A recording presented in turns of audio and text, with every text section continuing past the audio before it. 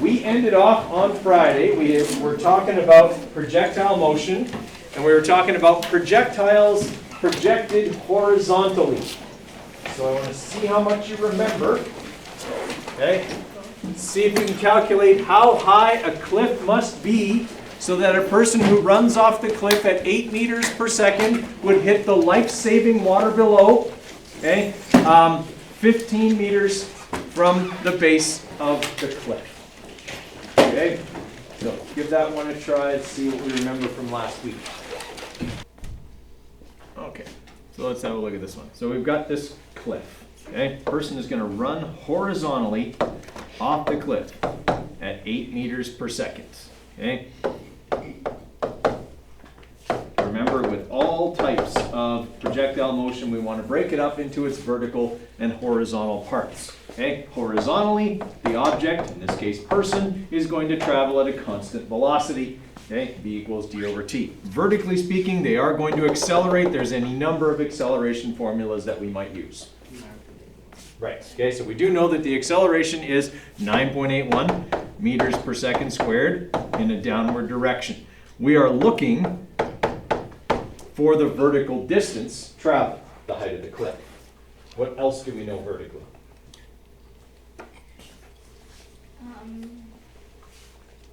Initial velocity is 0. Initial velocity is 0 because they ran horizontally off the cliff and we're not moving vertically at time 0. From a horizontal perspective, we know how fast they're going, 8 meters per second, and we know how far horizontally they're going to travel because they're going to hit the water 15 meters from the base of the cliff. Okay, everybody with me so far? All right, so what I want to find is part of the vertical. I have a fair amount of information horizontal. What do I need in order to calculate D? Time. Or VF, but I don't have any way to get VF, so time is my best bet. Okay? All right, I can find time with the horizontal information by manipulating V equals d over t to solve for t. So that's going to be 15 meters, okay, divided by 8 meters per second, which is going to be like 1.8 something probably.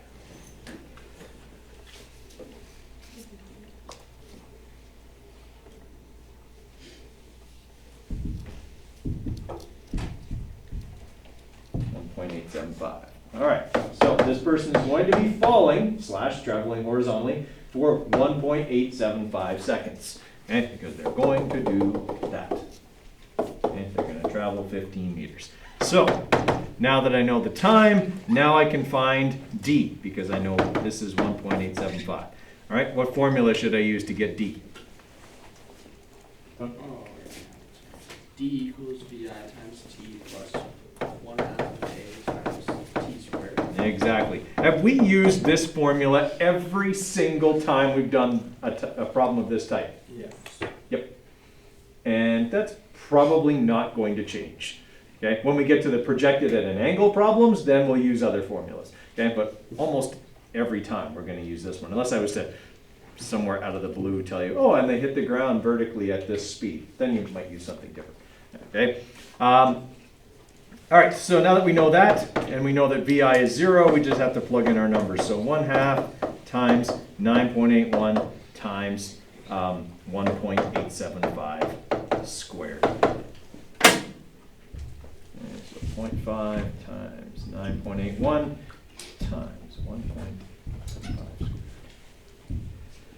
Okay, so the cliff is 17 meters tall. Actually, we only have one significant digit, which is a terrible way to do a question. 2 times 10 to the 1 meters would be my correct answer to one significant digit. Okay, everybody ringing a bell? All right, today we're going to look at projected at an angle problems. Okay, so what appears to happen is something like this. Okay, this person flies down the slip and slide, is launched off of this, 30-degree or so angle, and flies through the air, landing in the little kiddie pool, somehow surviving.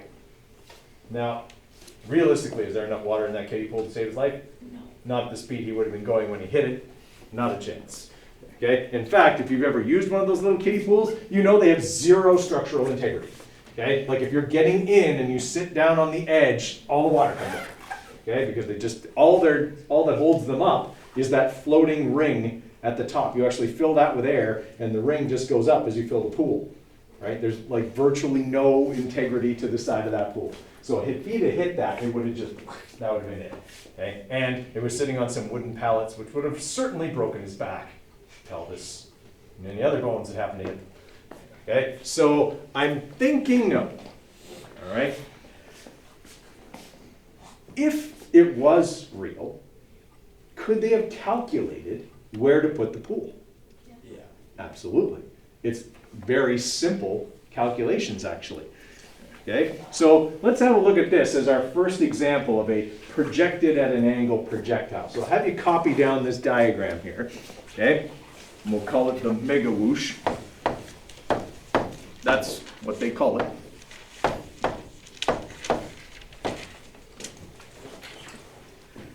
Okay, and because it's a projectile question, we want to break it up into its vertical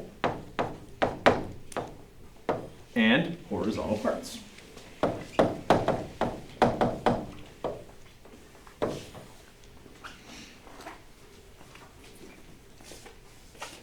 Okay, so the one number that, or the two numbers that we have are that he came off the ramp at 20 meters per second, 30 degrees above the horizontal.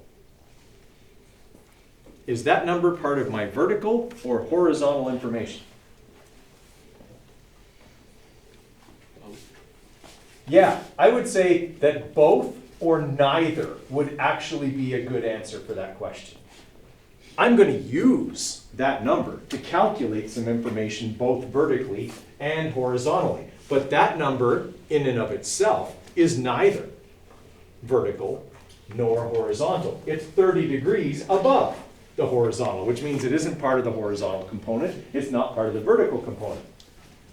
Okay? Can I calculate the horizontal component and vertical component? I can, because it's a triangle, right? It has an X, horizontal, and a Y, vertical component to it. Okay? And it's a velocity. So that would mean then that if I calculate this side, which is vertical, it would be the initial vertical velocity. It would be how fast that person is moving vertically at time zero when they leave the ramp. Okay? And because they're moving 30 degrees above the horizontal, they are moving vertically a little bit. Okay?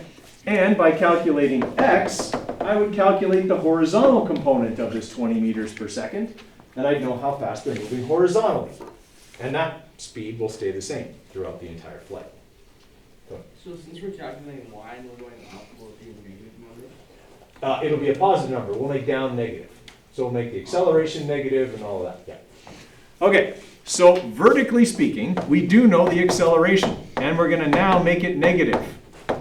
And the reason we have to make it negative here is because the person changes direction as they fly through the air. They start in an upwards direction and they finish in a downwards direction. Okay? The other thing I know, I'm not probably going to use it, but their launch point, which is right here, and their impact point are level. Okay? The height of that ramp was equal to where they had put the kiddie pool, because it was over like quite a ways across on another hill, but they were level. Okay? So what does that mean for their vertical displacement? That it's 0. I might not use that number, but it's, you know, reasonably important. It's something I might be able to use. Okay, now I want to calculate my components. Okay, I know that this side is going to represent my initial vertical velocity because it's the vertical velocity they'll leave the ramp at. So to calculate that, since it's the opposite side, I would go sine of 30 times 20 meters per second, which will give me positive 10 meters per second. All right, now here's a little cheat.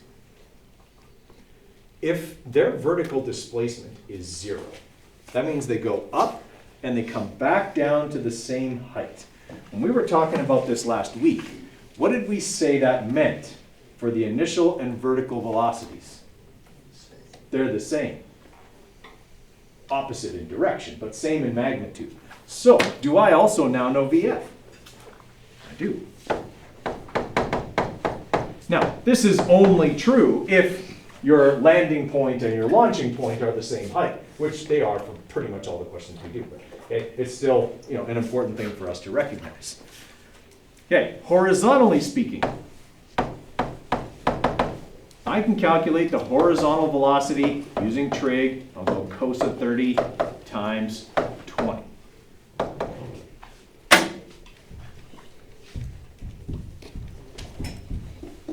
Okay, so they're moving at 17.32 meters per second horizontally. Is that pretty fast? I would not want to land in a kiddie pool at that speed. Okay, that's fast. It would hurt. Okay? It's not so much the fall, it's the sudden stop at the bottom. Right? Okay, so now I know this much information.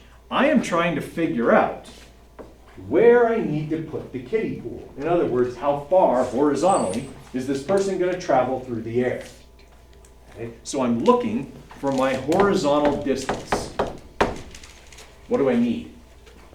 Time. Always need time. There's never enough time. We always have to solve for it. Okay?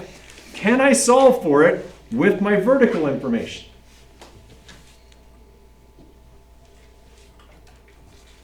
I can. Definitely. Okay? I've got acceleration, VI, and VF. I could use this formula. That's got those things in it. I don't even need D. Okay? So, I'm going to manipulate that for time. VF minus VI over A. Okay, so that'll be negative 10 minus 10 divided by negative 9.81. It's important that you have the negatives in there, otherwise you'll get a negative time, which means you went back in time while flying through the air and hitting an impossibly small kiddie pool. Okay? All right, so we're going to have negative 10 minus 10, negative 20, divided by negative 9.81. Okay, that seems about right. They were flying through the air for about 2 seconds in that video, something like that. Okay.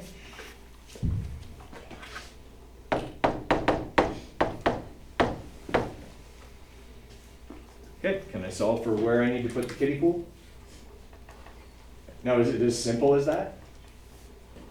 In the real world? No, it's not as simple as that. There's air resistance. If you don't come off of that thing perfectly straight, if you go off at just a little bit of an angle, you're going to miss the kiddie pool, which would end badly. Okay. So, now we can calculate D. D equals V times T. All right, so 17 times 3, we're looking at be just under 35 meters. Something like that. Okay, so times. Okay, just over 35 meters. So 35.3 meters. We only have 2 significant digits, so we'll just say 35 meters. Okay, so that's like roughly 1/3 of the straight side of the running track out back. And so imagine being launched from the start line and traveling 1/3 of the way to the finish line through the air. And that's what this person supposedly did. Okay, that's typically how a projected at an angle projectile question works. Okay, we do have to find vector components, and I told you that last week, so we got to be able to solve for x and y. Not difficult.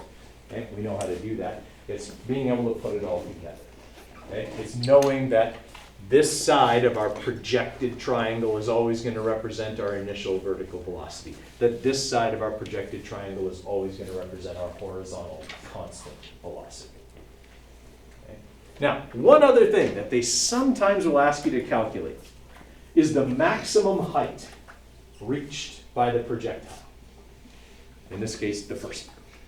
Okay, so as this person is flying through the air, so they're launched from here, they follow this arc. okay? And then they land in the kiddie pool. Their maximum height occurs here, exactly halfway through the flight. Okay, so does that change any of my vertical information if I'm trying to figure out their vertical displacement at that point? What does it change?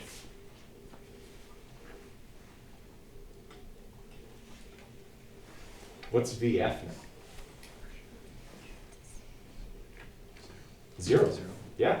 Okay. Remember, at your maximum height, when we throw something up in the air, okay, we throw it up in the air. At its maximum height, it stops for an instant before it falls back down. Okay. So at its maximum height, okay, we would know that VF is 0 meters per second. What other number changes? Since this happens halfway through the flight. Time. Yeah. Okay. I would have to use half of the time I calculated because this occurs halfway through. There's actually 2 ways to calculate this. One way uses time, and the other way uses VF. All right. Here's my caution.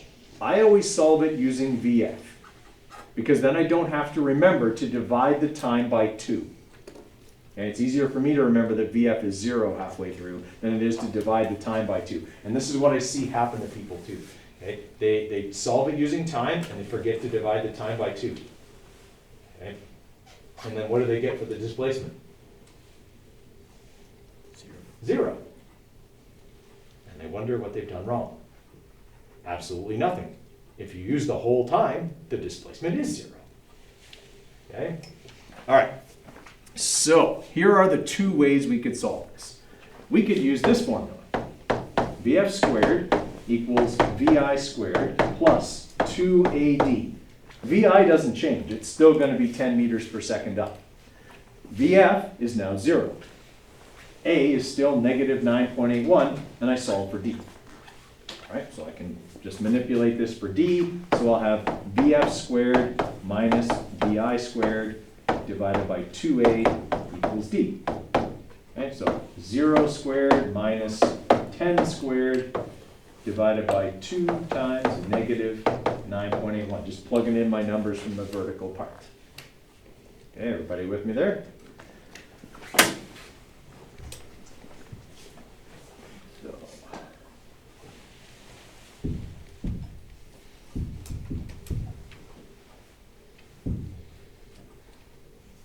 whoops, not negative 10 squared. Sorry, it's supposed to be negative 100 on the top. Negative 100 divided by negative 19.62. That's 2 times 9.81. Okay. So they end up 5.1 meters above the ground. That's like, what, 17 feet? Okay. It's almost, not quite, but almost twice the height of a basketball net. I don't think you'd want to fall from that height, let alone be moving horizontally as well. Okay, hitting a little kiddie pool, probably not going to work so well. Okay, that's stopping. So that's one way to do it. That's with VF. The other way is to do this.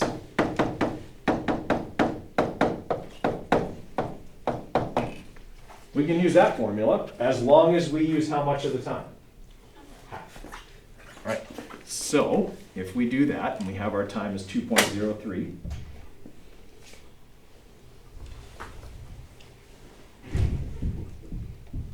divide it by 2 so I have it. All right, so I'm going to have 10 times that number plus 0.5 times negative 9.81 times that number again squared.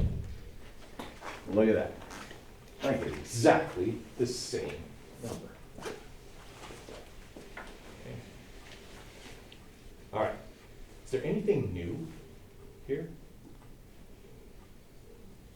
Not really. Other than the context, you're not being asked to do anything in these problems that you haven't already done. Use acceleration formulas. Use V equals D over T. Calculate horizontal and vertical components of a vector. All of that still works the same. All right, so what have we decided? Fact or fiction? Gives us some idea kind of what that looks like. Now the big thing with this is that there's both a vertical and a horizontal component that are happening at the same time. Vertically, the object simply goes up and comes back down. Horizontally, it travels at a constant velocity. Okay? Now, I'm going to show you this one, and this one I can actually record because it belongs to Mr. Dickey. Okay? And it's actually a shot of his son running off of a little ramp on his sled.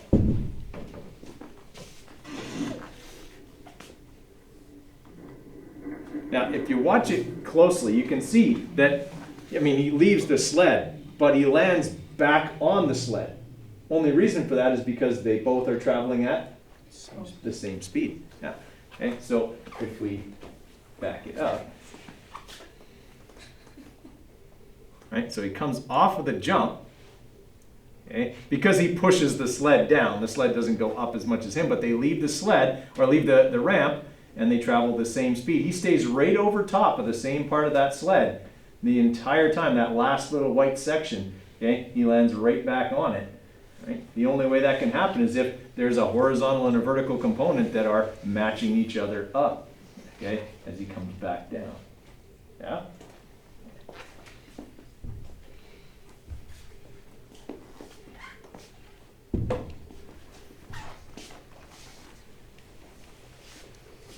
I don't want that one. Okay, now, gotta show you another video. There's lots of videos with projectile motion. Okay, I don't know if anybody has seen this show because it's not on TV anymore, and that is the Dukes of Hazzard. The show, not the travesty of the movie they made, because that's awful.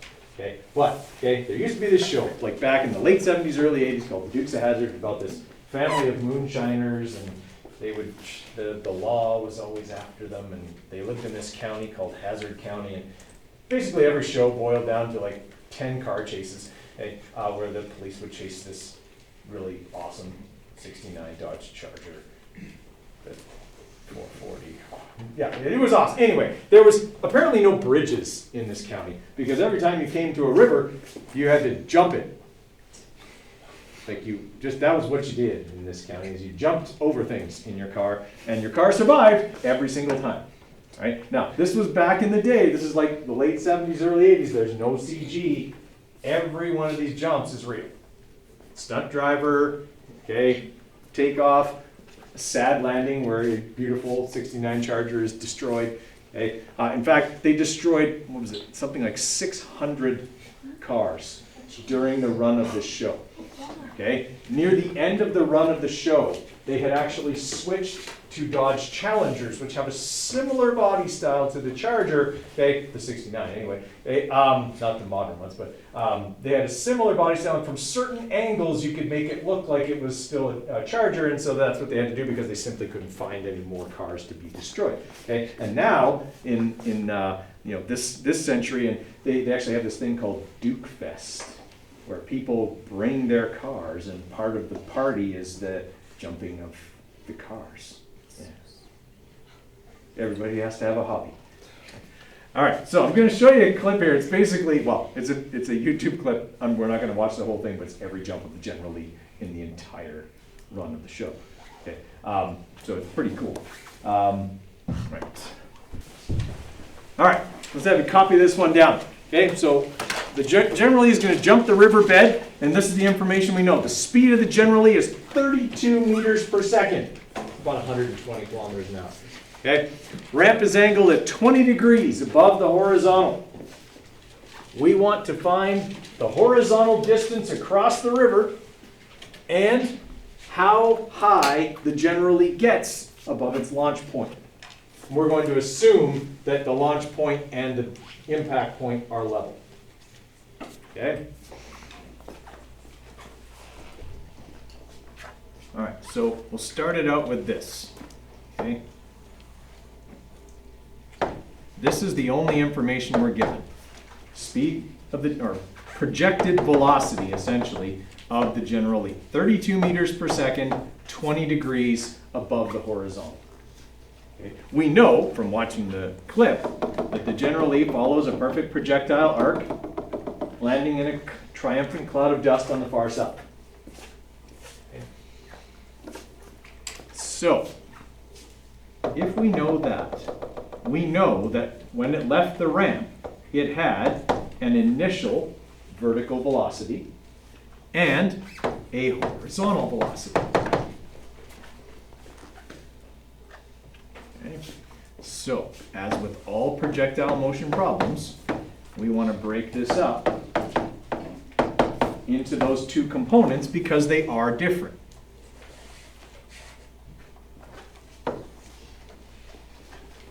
All right, so vertically speaking, we know this and this.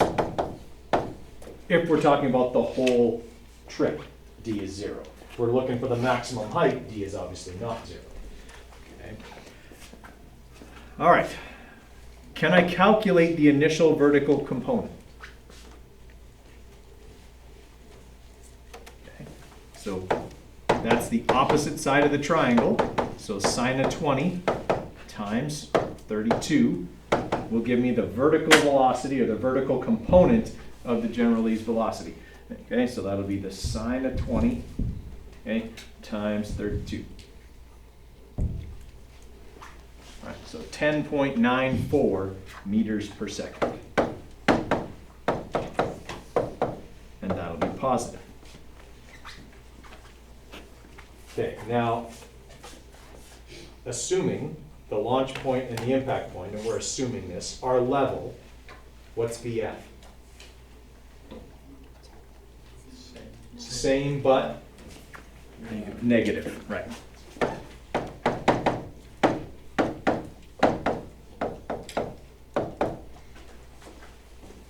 Okay, horizontally, we can also calculate the horizontal component of that 32 meters per second by finding the adjacent side. Okay, so the cos of 20 times 32.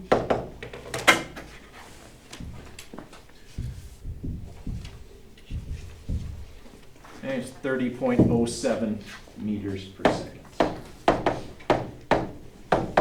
All right, I am trying to find the horizontal distance traveled, or the distance across the river. What do I need? Time. Okay, can I find that with my vertical information? I sure can. Okay, I'm going to use our Science 10 acceleration formula. Okay, VF minus VI over A. All right, so negative this number okay, minus that number again. Okay, divided by negative 9.81. Okay, so the general E is flying through the air for 2.23 seconds. Okay, can I bring the time over to the horizontal part? Okay.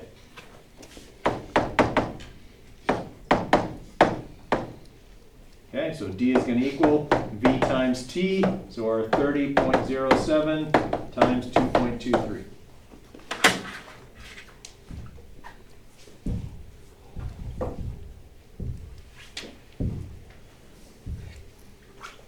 Okay, it's 67 meters across the river. That's 2/3 of the straight side of the running track out back. Okay, it's a long way. It's twice as far as the guy in the Mega Whoosh video went. So it's a pretty fair jump.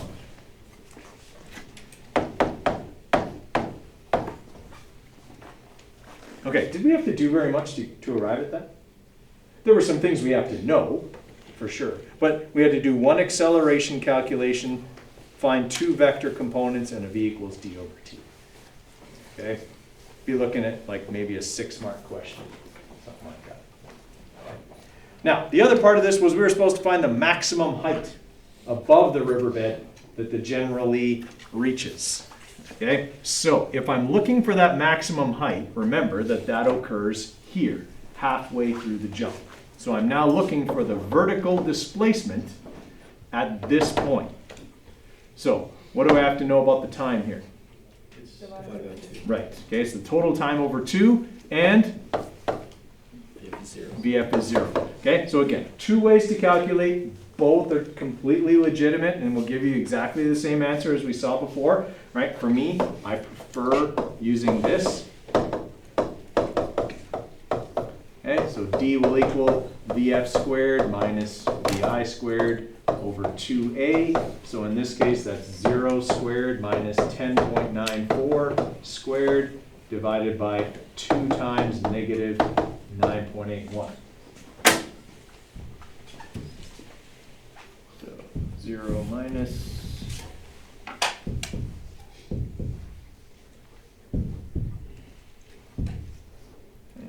divided by negative 19.62. Okay, 6.1 meters. That's almost 20 feet. Roughly the equivalent of dropping the car off the top of the gym. Okay. It's a long way to fall. Okay. The car would certainly not be undamaged upon landing, and that's just if it was dropped. Never mind the fact that it's moving at 30 meters per second horizontally. Okay, so it's moving really, really fast. Okay, and we said the other way we could do that was to go VI times T plus 1/2 AT squared. Okay, so that would mean, and dividing obviously the time by 2. Take that, divided by 2, so we got the time, and then we got our 10.94.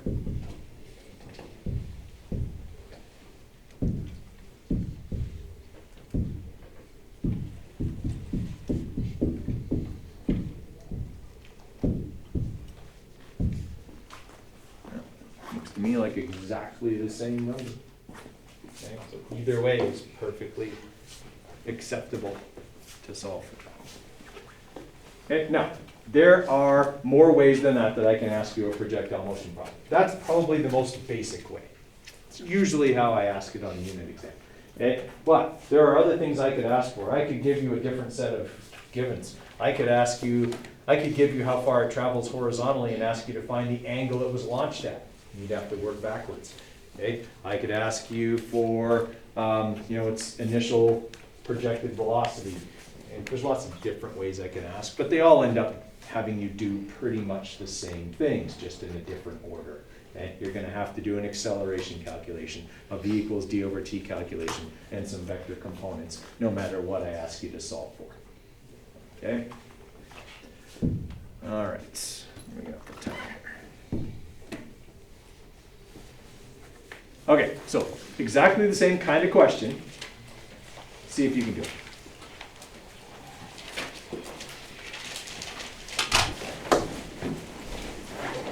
I think really quickly I did them. I think that's the correct answers. Okay, so it travels almost 2 kilometers. Actually, it is 2 kilometers according to the significant digits horizontally, and reaches a maximum height of 1.7 kilometers. Okay, but it was shot at almost, well, at 40 degrees, so almost halfway to vertical. Okay. So those are your answers there. I think I did them right, but we'll have to double check them tomorrow because I did it kind of quick. Reminders, your vector assignments are due on Thursday. If you have them done and you want to hand them in early, I'll take them early. Okay, but remember that those need to get done. And this morning, your unit exam review posted in Google Classroom. Okay, that includes review activities, questions, okay, things like that. We will do the formal unit exam review probably on Thursday in class. All right, so you can start checking that out as well.